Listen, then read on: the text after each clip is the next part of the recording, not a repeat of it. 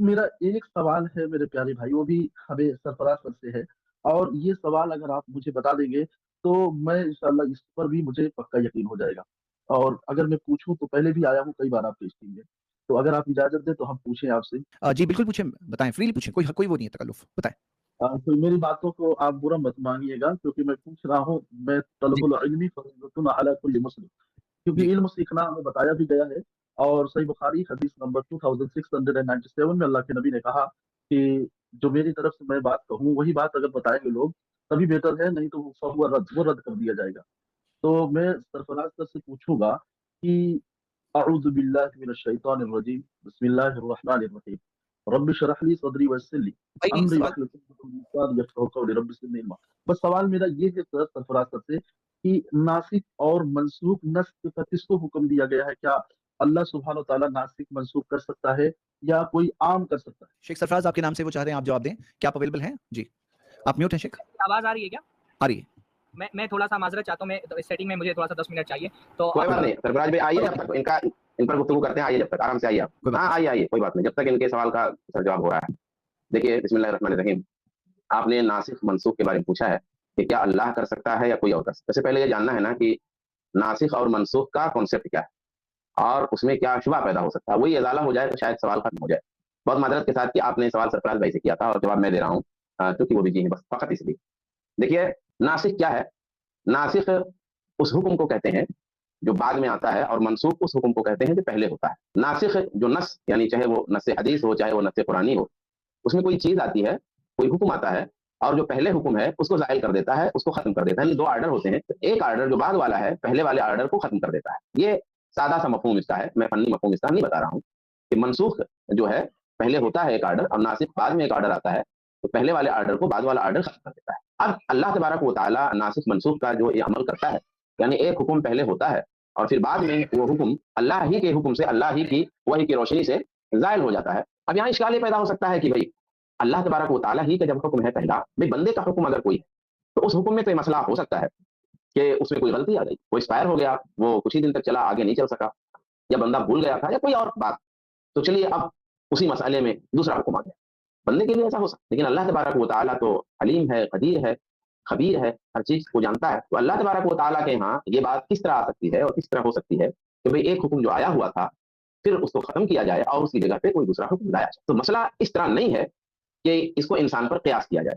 देखिए, नासिख और मनसूख दोनों ही पहले से अल्लाह के इल्म में है। यानी अल्लाह तबारक व तआला को ये बात पहले से मालूम है और अल्लाह तबारक व तआला ने ये बात पहले से तय कर रखी है कि अल्लाह तबारक व तआला ये हुक्म देगा और इस हुक्म को कुछ दिनों तक अल्लाह ताला बाकी रखेगा। फिर अपनी हिकमत व मशीयत के तहत अल्लाह तबारक व तआला इस हुक्म को ख़त्म कर देगा। इसको सिर्फ़ समझने के लिए बता रहा हूँ, सिर्फ़ समझने के लिए, इंसान की मिसाल नहीं कि इंसान पे फिट किया जाए। इंसानी दुनिया में भी, हमारी महदूद दुनिया में भी, हमारी महदूद अक़लों में भी ऐसा होता है कि हम दोनों चीज़ें पहले से तय किए हुए होते हैं कि ये चीज़ 1 महीना तक रखनी है, इसके बाद में दूसरे महीना तक ये चीज़ करनी है। ये पहले से तय होता है हमारे यहाँ। तो जब हमारी महदूद अक़ल में इस तरह का काम हो सकता है, तो अल्लाह तबारक व तआला के लिए तो कोई मिसाल ही नहीं है, वो बेनज़ीर है, बेमिसाल है। तो अल्लाह तबारक व तआला के यहाँ ये पहले से तय होता है मसला। ये मसला अल्लाह के लिए कोई कमज़ोरी की चीज़ नहीं है, बंदे की कमज़ोरी की चीज़ है। यानी बंदे की जो फ़ितरत है, उसकी जो नफ्सियात है, उसके जो मसाइल हैं, उन मसाइल में कमज़ोरी है, उन नफ्सियात में कमज़ोरी है, इंसान की फ़ितरत में कमज़ोरी है और उस कमज़ोरी के लिहाज़ से अल्लाह तबारक व तआला ने एक हुक्म दिया, फिर उस हुक्म को हटाया। तो एक बात हुई और दूसरी बात ये है कि ये इम्तिहान के लिए भी है बंदे के। तो अल-मुख्तसर अल्लाह तबारक व तआला जो नस्ख़ करता है, वो किसी भूल, किसी कमज़ोरी, किसी आयत और किसी और दीगर वजह से नहीं, बल्कि इस वजह से कि अल्लाह का इल्म कामिल है और अल्लाह तबारक व तआला के यहाँ पहले से वो चीज़ तय होती है। बंदे मजबूर हैं, बंदे मोहताज हैं, बंदों के यहाँ परेशानियाँ हैं, तो अल्लाह तबारक व तआला बंदों की परेशानियों के तहत ये नासिख मनसूख वाला काम करता है। और ऐसे बहुत सारे अमाल अल्लाह ताला करता है कि अल्लाह की जो शान है उसके मुताबिक तो कुछ और है, लेकिन उसकी हिकमत के मुताबिक बंदों का मसला है, इसलिए वो अमल कुछ और है। और एक और बात, ये बड़ा इम्तिहान भी है। जी हाँ, अल्लाह तबारक व तआला ही की तरफ से नस्ख़ होता है, नासिख भी अल्लाह की तरफ से, मनसूख भी अल्लाह की तरफ से, चाहे उसका ताल्लुक कुरान से हो, चाहे उसका ताल्लुक हदीस से हो, चूँकि दोनों वही हैं, तो दोनों अल्लाह की तरफ से। अल-मुख्तसर आप सरफराज भाई आ गए हैं, उनसे आप जवाब इस सवाल का सुने या कुछ इसमें है तो मज़ीद उन्हीं से पूछ सकते हैं। जज़ाकल्लाह। नहीं सर, बहुत अच्छी बात आपने कही सावन भाई, मैं आपको जज़ाकमुल्लाह खैर कहना चाहता हूँ। तो अभी पीछे जो है जैद साहब ने एक बात कही थी और उस हदीस को आपने कहा था कि ये हदीस ज़ईफ़ है, जो सुनन इब्न माजा हदीस नंबर है 1944, जो अम्मा आयशा कह रही है कि रज़्म की आयत और दूध पिलाने वाली आयत मेरे पास थी और मैं बकरी के नीचे रखी थी, तकिए के नीचे, और वो बकरी आई खा गई, जो कि मैं अल्लाह के नबी सल्लल्लाहु अलैहि वसल्लम के इंतकाल के बाद मैं उस चीज़ को कफ़न-दफ़न में लग गई, इसलिए मैं भूल गई। और दूसरी हदीस है जो सही मुस्लिम की, उसको तो ज़ईफ़ बता दिया है जज साहब ने, लेकिन जो दूसरी हदीस है, जो सही मुस्लिम की हदीस है, हदीस नंबर है 6829 एंड 30। इस दोनों हदीसों में उमर रज़ी अल्लाह तआला अन्हु सफ़र करके आए और मस्जिद नबवी में खुतबा दिया और बहुत बड़ी खुतबा लंबी दिया और कहा कि याद रखो कि आयत रज़म में पढ़ता था और ये मनसूख नहीं हुई है। फिर भी लोग और कई नहीं मुहद्दिसीन ने होती है ये उन्होंने कहा है हदीस में। उसमें हाँ, हदीस में उन्होंने ये कहा कि याद रखो कि मैं हदीस लगा पढ़ता दें, था। वो हदीस लगा दें। शेख आपकी आवाज आज कम आ रही है। शेख आवाज नहीं सरफराज हाँ, कम आ आवाज रही नहीं है। आ रही है। अभी ठीक है जैद भाई, अभी आवाज ठीक है सरफराज भाई, चल जाएगी। असल में नहीं है सरफराज भाई, आप टेंशन में हो जाएंगे कि आवाज नहीं आ रही है तो आप बात नहीं कर पाएंगे। काम भर की आवाज आ रही है ना, ये इन्होंने कहा कि हाँ बिल्कुल बिल्कुल। इन्होंने अभी मैं थोड़ी देर में सेटअप सही कर लेता हूँ, लेकिन इन्होंने जो कहा कि हज़रत उमर ने कहा कि पहले मैं आप ये लोगों आयत से रिक्वेस्ट असल में ये हनफी बोल करके असल में ये दूसरी टाइप के लोग आते हैं और अपने आप हनफी बोल करके मुनाज़रा करने के लिए। ये आप ये हदीस लगाएं ज़ैद भाई, इसमें ये कहा लिखा है कि हज़रत उमर ने कहा कि ये मनसूख नहीं हुई है, वो हदीस आप लगा दें सही मुस्लिम वाली, उसमें ये अल्फाज ये दिखाएंगे अभी कि कहाँ पर वो हदीस में ये अल्फाज है कि हदीस की वो मनसूख नहीं हुई है। जी वो हदीस लगा दें ज़ैद भाई। 6829 ना, सही बुखारी आपने बोला ना 6829। नहीं, सही मुस्लिम की हदीस मैंने बोली है 6830 एंड 29। ये दो हदीसों में उमर रज़ी अल्लाह तआला अन्हु ने कहा कि ये 29 जो है ना ये बुखारी के अंदर, if I am not mistaken Bukhari नहीं में है। मुस्लिम की है।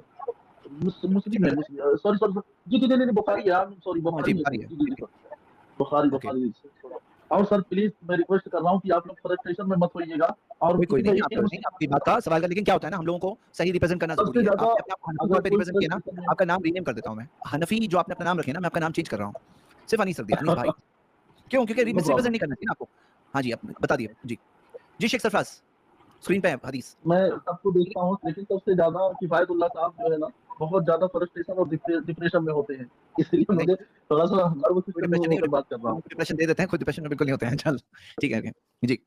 जी शेख सरफराज हदीस मौजूद है यहाँ। अस्सलाम वालेकुम रहमतुल्लाहि व बरकातुहू। ज़ैद भाई मेरी आवाज आ रही है अभी?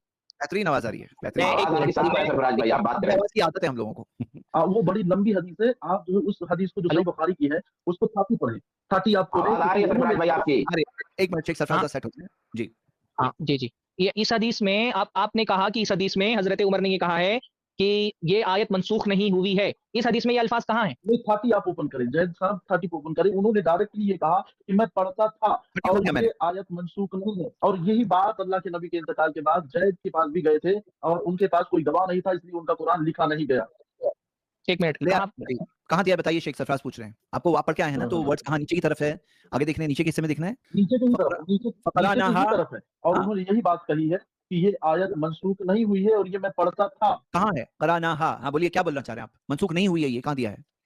तो इस हदीस में क्या है फिर? आपने कहा कि ये हदीस मैं पढ़ता था, अल्लाह के हमसे तो आप दावा कर रहे हैं कि उसमें लिखा हुआ है कि हज़रत उमर ने कहा कि वो आयत मनसूख नहीं हुई, तो आप मुझसे क्यों पूछ रहे हो हदीस में क्या है? आपने जो बताया उस हदीस में कौन-सा अरबी का कलमा है, कौन-सा अरबी का कलमा है जिसका तर्जुमा आपने ये कर दिया कि हज़रत उमर ने कहा है कि वो मनसूख नहीं हुई है। दावा आप कर रहे हैं तो दलील आप दो ना, कहाँ पे इसमें लिखा हुआ है कि हज़रत उमर ने कहा कि वो आयत मनसूख नहीं हुई है? कहाँ लिखा है इसके अंदर? और उमर रज़ी अल्लाह तआला अन्हु और कई मुहद्दिसीन ने भी कहा है कि ये भाई आयत की बात बताइए। आप बोल रहे हैं सही बुखारी में, आप बोल रहे हैं सही बुखारी में मेरे भाई, आप बोल रहे हैं कि सही बुखारी में ये लिखा हुआ है कि हज़रत उमर ने कहा कि वो आयत मनसूख नहीं हुई है। आपने जो हदीस नंबर बोली, वो हदीस नंबर आपके सामने खोल करके रख दी गई। इसमें कौन-सी आयत से उर्दू तर्जुमा भी आपके सामने खुला हुआ है, अरबी इबारत भी आपके सामने खुली हुई है। इसमें कौन से अल्फाज आपने तर्जुमा किए कि हज़रत उमर ने कहा कि वो आयत मनसूख नहीं हुई है? इस हदीस में क्या कहा गया है? उमर रज़ी अल्लाह तआला अन्हु ने क्या कहा?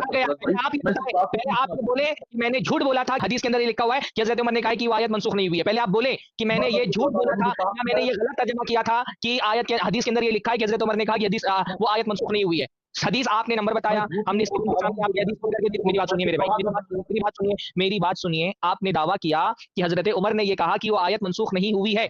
मैंने आपसे कहा कि किस हदीस नंबर आप किस हदीस से बता रहे हैं? आपने कहा बुखारी, आपने हदीस नंबर बताया, हमने हदीस खोल करके दिखा दी। अब आपकी ज़िम्मेदारी है ना कि आप दिखाएँ कि उस हदीस के अंदर कहाँ लिखा हुआ है कि हज़रत उमर ने कहा कि वो आयत मनसूख नहीं हुई है। आप हज़रत उमर की तरफ एक कॉल मंसूब कर रहे हैं, तो दिखाओ ना वो हदीस आपके सामने खुली हुई है। कहाँ उसमें लिखा हुआ है कि हज़रत उमर ने कहा? उन्होंने यही कहा है सरफराज भाई, उन्होंने यही कहा है कि ये आयत मनसूख नहीं है और मैं पढ़ता था और यही मनसूख बात नहीं है, कहाँ पर लिखा हुआ है? मनसूख नहीं है, ये कहाँ लिखा है भाई? सामने हदीस खुली हुई है, इसमें कहाँ लिखा हुआ है कि मनसूख नहीं है?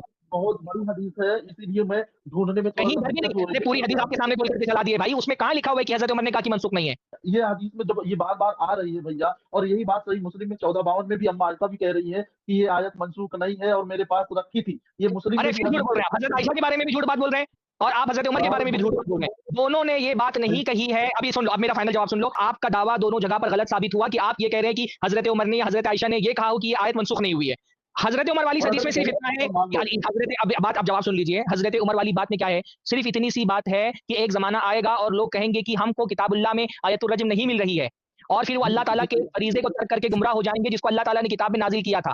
हालांकि अल्लाह ताला ने किताब में इसको नाजिल किया था, बस इतनी सी बात है कि अल्लाह ताला ने इसको किताब में नाजिल किया था। बाज रिवायतों के अल्फाज हैं, मैं बता देता हूं आपको, जो आप बोल रहे हैं ना कि ये रिवायतों में ये अल्फाज है कि आयत मनसूख नहीं है, ये अल्फाज किसी भी हदीस के अंदर नहीं है। ज्यादा से ज्यादा अल्फाज क्या है कि अल्लाह के नबी सल्लल्लाहु अलैहि वसल्लम की वफात हुई और मसहफ में ये अल्फाज लिखे हुए थे, या अल्लाह के नबी सल्लल्लाहु अलैहि वसल्लम की वफात हुई और हम ये आयत तिलावत करते थे। तो इसका ये मतलब है कि बाज सहाबा ऐसे थे जिनको इस आयत के मनसूख होने का इल्म रसूलुल्लाह की वफात तक के नहीं हुआ था। उनको अल्लाह के नबी सल्लल्लाहु अलैहि वसल्लम की वफात तक के पता नहीं चल सका था कि आयत मनसूख है, और इस वजह से वो अल्लाह के नबी की वफात तक इस आयत को तिलावत करते थे, या अल्लाह के नबी की वफात तक के ये आयत बाज जो है जगहों पर लिखी हुई थी। बस इतनी सी बात है कि इस आयत का नस्ख इतना ताखीर से हुआ है कि सारे सहाबा तक के उस नस्ख की खबर नहीं पहुंची थी। तो ये किसी भी साहबी ने जब नहीं कहा कि आयत मनसूख नहीं हुई है, जबकि उसके बिलमुकाबिल बिल्कुल वजाहत के साथ हजरत आयशा की वजाहत मौजूद है कि आयत मनसूख कर दी गई, तो अब उसके बाद हर चीज क्या रह जाता है भाई? आयत का मनसूख होना बिल्कुल वाज़ेह है, मनसूख करने वाला अल्लाह ताला है, बताने वाले सहाबी हैं, खत्म है बात। आप जो दावा कर रहे हैं उस दावे का तो कोई सबूत ही नहीं कि किसी सहाबी ने कहा मनसूख नहीं हुई। ज्यादा से ज्यादा इसमें क्या है, सहाबी ने कहा कि ये आयत मनसूख हो गई? क्या किसी सहाबी ने कहा था कि ये आयत? और मैं आपको बताऊं सरफराज भाई, कुरान का अगर हम देखेंगे तो क्या आप कुरान का इन्ना नहनु नज़्ज़लना ज़िक्र व इन्ना लहु लहाफ़िज़ून का जो मतलब है, लोग कुरान को कहते हैं, तो क्या कुरान की हिफाजत अल्लाह सुब्हानहू व तआला उस आयत में भी लेते हैं? सूरह हिजर की जो आयत है, मैं आयत में पढ़ रहा हूँ। एक मिनट, ये सूरह आप ये पूछ रहे हैं ना सही मुस्लिम की जो रिवायत है, क्या क्या पूछ रहे हैं आप? मैं सर ये पूछ रहा हूँ भैया, देखो मैं सीख रहा हूँ। पहले आप बता भाई, पहले आप ये इतराफ कर लें, पहले आप ये इतराफ कर लें, पहले आप ये इतराफ कर लें, पहले आप ये इतराफ कर लें कि आपने जो किया था वो इबारत कहीं पे भी नहीं पाई जा रही, फिर आगे मैं बात करूंगा। पहले आप ये इतराफ करें कि आप जो कह रहे हैं वो रिवायत कहीं पे भी नहीं पाई जाती। आप इसको मान लें कि किसी भी साहबी ने ये नहीं दावा किया कि मनसूख नहीं हुई थी। पहले आप इसको इतराफ करें कि ये आपका दावा गलत है। तो क्या किसी सहाबी ने कहा कि ये आयत मनसूख हो गई है? किसी रावी ने रिवायत किया है कि जो मोहम्मद सल्लल्लाहु अलैहि वसल्लम के बाद भाई हजरत आयशा की रिवायत है सही मुस्लिम वगैरह में कि कुरान मजीद में जो नाजिल हुआ था वो था अशरो रज़ातिन मालूमातिन युहर्रिम, कि 10 रज़ाआत से पहले आयत जो नाजिल हुई थी वो क्या थी? अशरो रज़ातिन मालूमातिन युहर्रिम, कि 10 रज़ाआत से हुर्मत साबित होगी। फिर फरमा रहे हैं कि सुम्मा नुसिकना बिखम्सिन, उसके बाद वो 10 रज़ाआत वाली आयत को 20 रज़ात 5 रज़ात वाली आयत से मनसूख कर दिया गया। फिर वो 5 रज़ात वाली आयत भी मनसूख कर दी गई, इसलिए उसको कुरान में लिखा नहीं गया। तो इसमें ये कहाँ आता है कि ये आयत मनसूख हो गई सरफराज सर? अरे भाई उसने लिखा है मेरे भाई, साफ साफ लिखा है सुम्मा नुसिखना के अल्फाज हैं, फिर मनसूख कर दी गई बेखम्स, कि 5 रज़ात से वाली चीज से फिर 10 को मनसूख कर दिया गया। साफ साफ अल्फाज हैं भाई, उनको लगा के दिखाया जा सकता है, साफ अल्फाज मौजूद है मेरे भाई, है ना, साफ साफ अल्फाज मौजूद हैं। देखिए थोड़ा सा, एक मिनट, देखिए लिखा हुआ है काना फीमा उनज़िला मिनल कुरआनी अशरो रज़ातिन मालूमातिन युहर्रिम, के कहती हैं कि कुरान पाक में 10 रज़ात वाली चीज नाजिल हुई थी जो हराम करती थी, यानी कि जो रिश्ता यानी जो दूध पी रहा है उससे जो रिश्ता है, उससे जो रिश्ते बनेंगे वो सब रिश्ते को हराम कर रही थी वो चीज, वो आयत। सुम्मा नुसिखना बिखम्सिन मालूमात, फिर नुसिखना यानी क्या मनसूख कर दी गई? अशरो रज़ात, सुम्मा नुसिखना, ये अशरो रज़ात को मनसूख कर दिया गया बिखम्सिन मालूमात, 5 रज़ात से, मुतय्यन और मालूम रज़ात से 10 को मनसूख कर दिया गया। साफ बता रही है फतूफ या रसूलुल्लाह वहुन्ना फीमा युक़रअ मिनल कुरान, और रसूल ग्रामी सल्लल्लाहु अलैहि वसल्लम की वफात और उनके कुरान में तिलावत की जाती थी, यानी इतनी ताखीर से क्या नाम से ये मनसूख हुई चीज कि वो बहुत सारे लोगों को नहीं इल्म हो सका। तो ये तो आखिरी टुकड़ा और ताकीद कर रहा है कि हाँ ऐसी चीज थी और मनसूख हुई। तो इसमें तो नुसिखना देखिए ना, नुसिखना यहाँ पे मौजूद है साफ साफ मेरे भाई। कैसे आप कह रहे हैं कि कहाँ मौजूद है? ऐसी बात क्यों कह रहे हैं? साफ मौजूद है नुसिखना। लेकिन आप जो सरफराज भाई सवाल कर रहे हैं कि आप वो जो दूध पिलाने वाली वो तो मनसूख है, लेकिन क्या भाई शहबाज भाई, क्या ये आयत भी मनसूख हो गई? जो रज़म की आयत जो उमर रज़ी अल्लाह ताला अन्हु ने बताया, ये जो सही मुस्लिम नहीं, पहले आयत मनसूख नहीं, देखिए दो बातें। पहले तो आप कह रहे थे कि दिखाइए कहाँ पे मनसूख करना है, कि मनसूख हो गई, कहाँ कहाँ लिखा है। सरफराज भाई ने जब सवाल किया तो देखिए यहाँ लिखा है, तो एक एतराफ ये कीजिए। ऐसे ही आपने कहा ना कि हजरत उमर ने कहा कि मनसूख नहीं हुई, सरफराज भाई ने दलील पेश किया आपके सामने, आप लोग को पूरी रिवायत पेश की गई और दिखा रहे हैं कि देखिए वो अल्फाज नहीं है, सुनिए ना, और आप इशरार कर रहे हैं कि हैं, तो कम से कम वो बात आप तस्लीम करिए ना, कि यानी कि वो बात तो नहीं है जो मैं कह रहा हूँ, इतना तो करिए पहले आप ना, तो बात आगे बढ़ाई जाए तो मजा आएगा। आप ये बात और ये मुझे देखो, मैं ये भी नहीं जान सकता कि इसको रावी कैसे है कैसे नहीं है, कहाँ तक ये रावी पहुंची है, ये मतन है कि नहीं है, और रावी कोई बीच में मुनक़ता है, हम इसके बारे में वेरिफिकेशन नहीं जानते इतना। लेकिन बस इतना जानता हूँ कि भाई देखो, जो चीज आयत है, हमें क्या है कि अल्लाह सुब्हान तआला कुरान में कई जगह पे कहा है कि तुम तहकीक करो, स्टडी करो। तो मैं सिर्फ पूछ रहा हूँ सर कि जो ये चीज है, अगर ये आयत मनसूख हो गई है तो मैं एक्सेप्ट करता हूँ, क्योंकि देखो आपसे भी मैदान महशर में सवाल होगा और हमसे भी, सिर्फ आपसे जानकारी करने के लिए आए थे। अब मुझे ये और सवाल करती है, ये तो आपने रज़म की आयत जो सही मुस्लिम हजरत उमर ने एक बात बताया, आप आयत रज्म में हजरत उमर ने वो जो हदीस अभी लगाई थी ज़ैद भाई ने आयत रज्म वाली, उसमें हजरत उमर ने ये क्यों कहा कि एक आदमी आएगा कहेगा कि मुझे कुरान मजीद में वो आयत नहीं मिल रही है? ये क्यों कहा हजरत उमर ने? सरफराज भाई ने तस्लीम कर लिया, आपने वजाहत की ना, तो इसको ये तस्लीम कर रहे हैं, इस बात ये को बोल मान रहे हैं। रहे हैं कि मनसूख किया। हजरत उमर ये बात क्यों कह रहे हैं कि एक आदमी आएगा और पढ़ेगा कुरान और कहेगा मुझे ये आयत नहीं मिल रही है इसलिए अल्लाह ताला के एक फरीजे को तर्क कर देगा। ये बात हजरत उमर ने क्यों कही? मा नजिदु आयत रजमी फी किताबिल्लाह, ये जो अल्फाज है हजरत उमर के, हजरत उमर ने ये बात क्यों कही कि एक आदमी आएगा और कहेगा हमको आयत रजम नहीं मिल रही है किताबुल्लाह में? ये क्यों कहेगा एक आदमी? हाँ, उसे उन्होंने तस्लीम किया सरफराज भाई, इसको उन्होंने तस्लीम किया ना, आपने जो वजाहत किया तस्लीम किया इन्होंने। अच्छा, हाँ है ये मनसूख, मान रहे हैं ना नहीं कि तिलावत मनसूख हो नहीं गई नहीं, थी। जी बात मान रहे हैं, वो मान रहे हैं। ये दोनों आयत मान लो, अगर ये दोनों आयत जो रजम की आयत है ये मनसूख हो गई, चलो मैं मान लेता हूँ, लेकिन हाँ। मुझे एक बात और पूछनी है कुरान से। अगर आप कह रहे हैं तो देखो सर, मुझे भी मरना है और मरने के बाद उठना है, आपसे भी हाँ। हिसाब होगा, मैं सिर्फ इल्म हासिल कर रहा हूँ। अगर आप गलत बोलेंगे तो वो भी अल्लाह देख रहा है, और अगर मैं जानने की कोशिश कर रहा हूँ, अल्लाह सुब्हानहू व तआला अगर माफ करेगा तो मुझे ये सवाल ये पूछना था कि क्या कुरान की कितने हरूफ नाजिल हुए थे, क्या आप बता सकते हैं? अरे भाई, आपको कुरान किन लोगों के जरिए से मिला? ये जो कुरान अभी आप पढ़ते हैं किन लोगों के जरिए से मिला ये कुरान? मोहम्मद सल्लल्लाहु अलैहि वसल्लम के जरिए से मिला है। हाँ, मोहम्मद सल्लल्लाहु अलैहि वसल्लम से किन लोगों ने लिया? सहाबा ने। साहबा ने। ये कंपाइल करना और इसको एक नुस्खे पर जमा करना एक मुसहफ पर, ये किन लोगों का काम है? ये साहबा नहीं का ना? पूछ रहा हूँ तो सर, मैं ये नहीं पूछ रहा हूँ सरफराज सर, मेरा सवाल ये है कि कुरान कितने हुरूफ में नाजिल हुआ था मोहम्मद सल्लल्लाहु अरे अलैहि भाई, वसल्लम पर? मौजू स्विच मत करिए, मौजू स्विच मत करिए। अभी नस्ख की बात चल रही थी ना, अभी नस्ख की बात करिए। आप कह रहे हैं कि ये कुरान मजीद में नस्ख हुआ है कि नहीं हुआ है, तो आपकी क्या राय? 1 मिनट में, थोड़ा सा एक बच्चा यहाँ पे डिस्टर्ब कर रहा है मुझको, मैं 1 मिनट में आता हूँ। कोई बात नहीं, जाइए आप। देखिए, पहला जो सवाल आपका था ना भाई, पहले उससे मुतमईन हो जाइए, चलो की तरह मत मानिए। नहीं चलो मान लेता हूँ। देखिए, दूसरे सवाल का इस सवाल से कोई ताल्लुक नहीं है। चलो मान लेता हूँ कि मनसूख है, ऐसा नहीं। आपको अगर डाउट है तो आप बोल दीजिए कि अभी मुझे डाउट है, उसका इजाला किया जाएगा। या इजाला नहीं कर पाएंगे कोई बात नहीं, लेकिन कम से कम ये बात क्लियर तो रहे कि आप मुतमईन नहीं हुए हैं। कम से कम ये बात वाज़ेह तो रहे, क्योंकि एक चीज क्लियर हो जाए फिर दूसरी चीज की तरफ जाएंगे। तो आपने जो नासिख मनसूख की बात की, एक मिनट, आपने जो, मुझे ऐसा महसूस हो रहा है कि आपके जहन में कुछ खलजान चल रहा है, कोई शक चल रहा है, तो मैं उसके लिए एक लाइन आपको बोलूंगा कि देखिए, जब तक आप सुन्नत की और हदीस की हुज्जियत और उसकी हैसियत तस्लीम नहीं करेंगे, तब तक ये खलजान बाकी रहेगा। असल में जिस तरह वही कुरान है, जिस तरह कुरान अल्लाह की वही है, उसी तरह हदीस भी अल्लाह की वही है।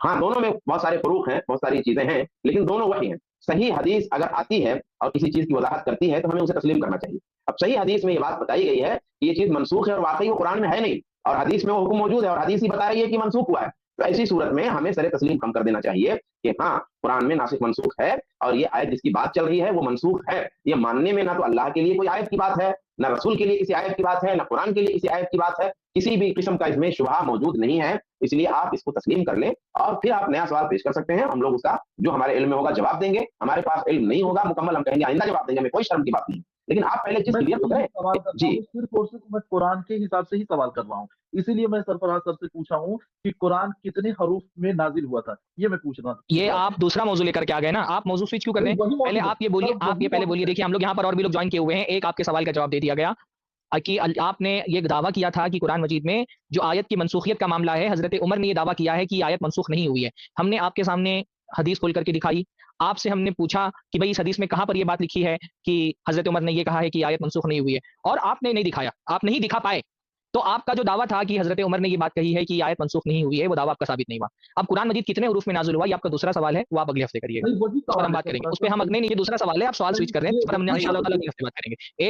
एक बार आप आए, एक सवाल आपने किया, पहली बात तो आप तदलीस किए, आपने आकर के यहाँ पे अनीस हनफी लिखा जानबूझ करके, और सवालों वाला छेड़ा जिसमें हनफी हदीस कोई इख्तिलाफ नहीं है। तो एक सवाल का आपका हम जवाब दे दिए, और एक सवाल जो आप कर रहे हैं ये दूसरा सवाल, इसका ताल्लुक नस्ख से नहीं। आप बिला वजह अपने पहले सवाल को दूसरे सवाल से जोड़ करके ये साबित करने की कोशिश मत कीजिए कि आपके पहले सवाल का जवाब नहीं दिया गया। आपके पहले सवाल का जवाब दे दिया गया और आपके सामने साबित कर दिया गया कि आपका दावा गलत था। आप जो दावा कर रहे थे कि हजरत उमर ने ये कहा है कि आयत मनसूख नहीं है, ये दावा गलत था आपका। मैंने आपके सामने हजरत उमर का वो कॉल पेश कर दिया कि एक आदमी ये कहेगा कि मुझे अल्लाह की किताब में, मुझे, भाई आप चुप रहिए, एक बार सवाल का जवाब सुन लीजिए। भाई, मैंने आपके सामने आयत हजरत उमर का वो कॉल पेश किया कि एक आदमी आएगा कहेगा और कहेगा मुझे अल्लाह की किताब में आयत रजम नहीं मिल रही है। इसका मतलब हजरत उमर ने जो मुसहफ तैयार कराया था, हजरत अबू बकर के जमाने में मुसहफ तैयार हुआ था, उसमें आयत रजम नहीं लिखी गई थी। इसका मतलब कि आयत रजम को की तिलावत को वो भी मनसूख मानते थे। इसीलिए तो हजरत उमर ने कहा कि एक आदमी आएगा और कहेगा कि मुझे आयत रजम नहीं मिल रही है। हजरत उमर का ये कॉल कि मुझे आयत रजम नहीं मिल रही है, ये इस बात की दलील है कि आयत रजम मुसहफ में नहीं लिखी गई थी।